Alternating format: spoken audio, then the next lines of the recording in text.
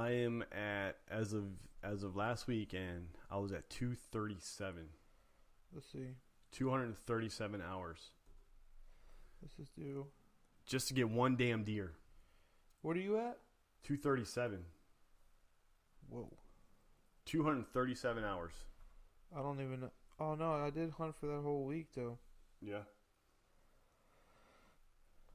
So my numbers won't. I'm probably at like 250.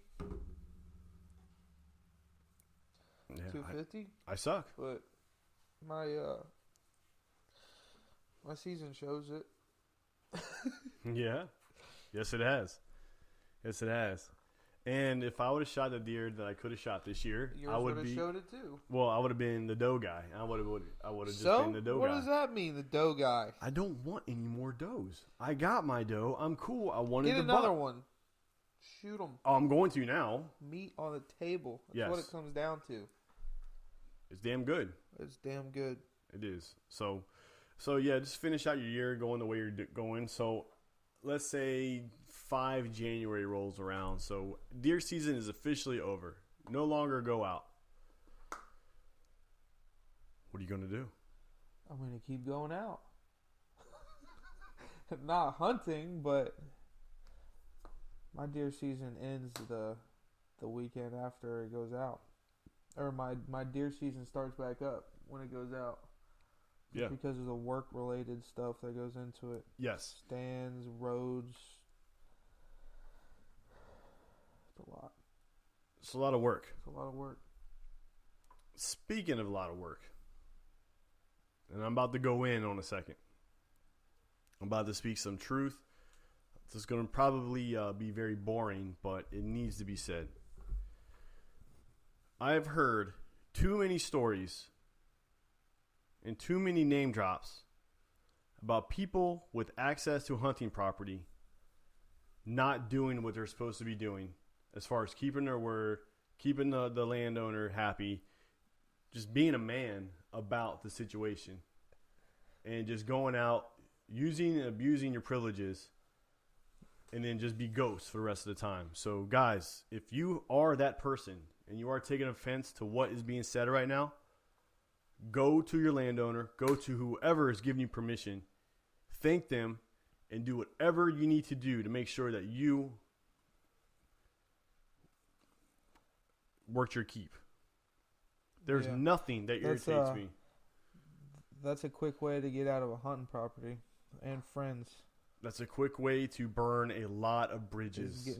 going and hunting and stuff and not putting in any time when the work starts. Right. When the fun is over, and hunting When season you're is, sweating your balls off in 100-degree weather in the middle of the summer, cutting trees, getting everything the Hanging way it needs to stands, be, getting hanging everything set up. stands, working, doing whatever needs to get done on the property for, a better property for the landowner, a better property for you. You got to go out there, you got to work, you got to put in your work for your keeps, man. Tony said, how would I rate my season 1 to 10? 1 to 10? And I would say it was a 10. So far my season has been 10 out of 10. It's the best season I've ever had. Congratulations, man. It is like that. You put a lot of work into it too. I know a lot of people that have too, though. Everybody's putting. I just got lucky. A lot of work into it. Being at Just the right got place, lucky. right place at the right time, and knowing when to be there. I mean, knowledge is everything. Knowledge is everything. You can be at the right place at the right time, be successful, but I don't know if you can annually do that. Dude, yeah, you can. It's a lot of luck. Then maybe I need to do something to get better luck, because my season. All right, so mine has an asterisk on it. You As need far to wear as a flannel. did you see pictures of me? I wore flannel. Did you see The deer? weekend after a rut. Did you see deer? Yeah. There you go. That's the thing. So my numbers, as far as my harvest, is going to be a 1 out of 10, just because I shit the bed. I didn't do what I needed to do for me to capitalize on it, because I was waiting for that next one to show up, and eventually just ran out of gas. But as far as like actually like seeing deer, not spooking them, just doing all what you do. By the way, this is 100% bow. I would say that it was a solid 8 out of 10, just What? because my season as All right. like overall season. Now read Dad's comment there. Pops put a comment down, said his season's a 10 out of 10 too. He hasn't killed a deer yet this year, but he's getting that because he's out there, because he's hanging around us, because he's getting to go out there and get out in the woods and hunt. His season is a 10 out of 10, and I respect that big time because it takes a lot for a person to go the extra mile like he does without any reward, but he gets to hang out with us, so that's kind of like the camaraderie type stuff I'm talking about. We go for the camaraderie. We don't go just because of the deer hunting, if that makes sense. We go because of the camaraderie. Yes, We and go deer hunting because of it. And because of what you get out of it. You get deer, of course, but you know what I'm saying? That's the main little fact right there.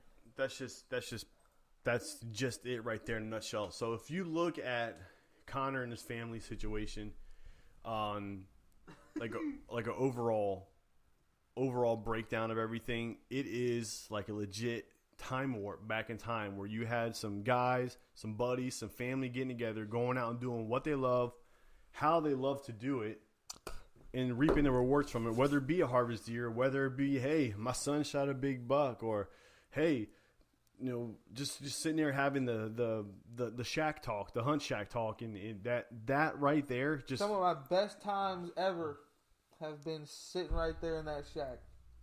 that's what I'm Not even in the woods. Yep.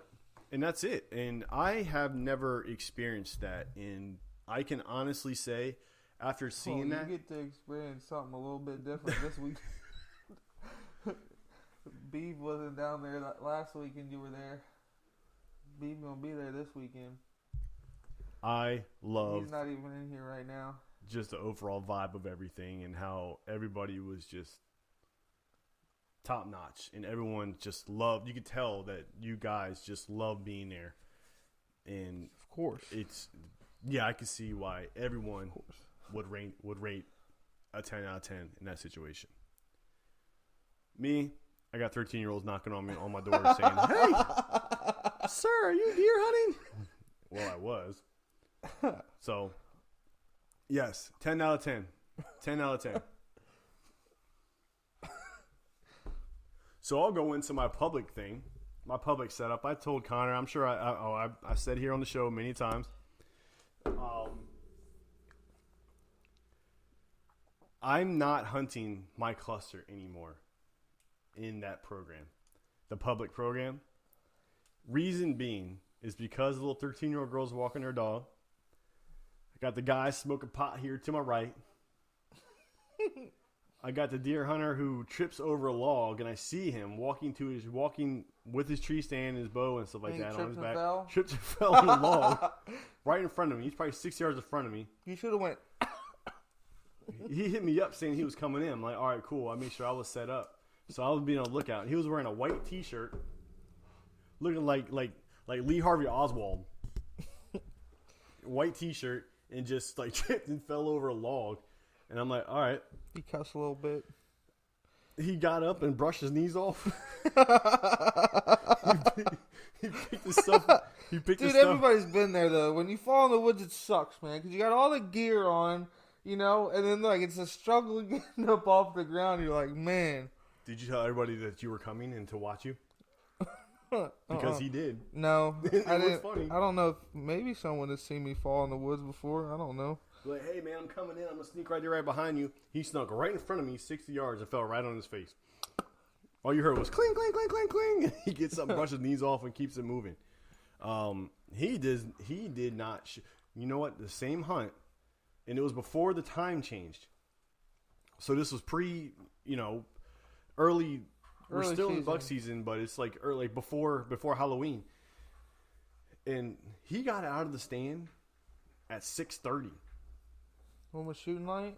Oh, we still had like another hour and a half of shooting light. Maybe he had to go. He said he wasn't seeing anything. It's time to go. Well, I said, well, thanks. I'm not going to either. yeah, because you just walked in here and tripped over a log. Walked over, tripped over a log, and then got up, planted up about 80 yards from me. I saw him climb up this tree. He got himself all ready. And then about 45 minutes later, he gets back down saying he didn't see anything. That's rough, dude. He said That's rough. He said I could use the stand if I want it. I was like, I think I'm good, boss. If he would have posted up 80 yards away from me, I'd probably be grunting at him and like, you know. He knew I was there. Oh, he knew he could see you? Well, I told him where I was. I sent him like an on-X screenshot of where I was with the cords, and he knew exactly where I was. And yeah, he happened to trip right in front of me, and then he walked about another couple hundred yards, and I saw him make a big circle around, and I'm coming right back to where I was sitting, and I saw him climb up the tree and everything, and got himself all ready, made himself a nice picnic and all that stuff. Put you in.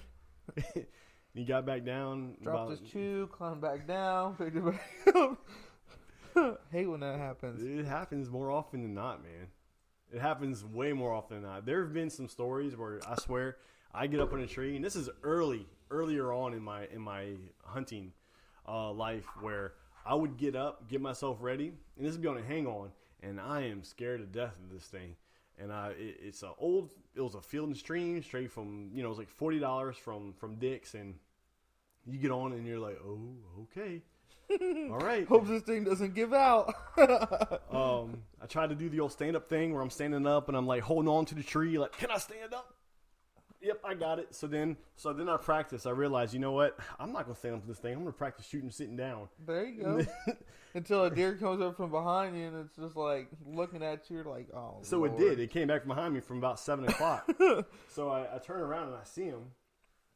It was a 4-point. It was a fork, but it was like, I don't know how to describe it. I don't know if there's such thing as a nice 4-point, but this was like a 4-point.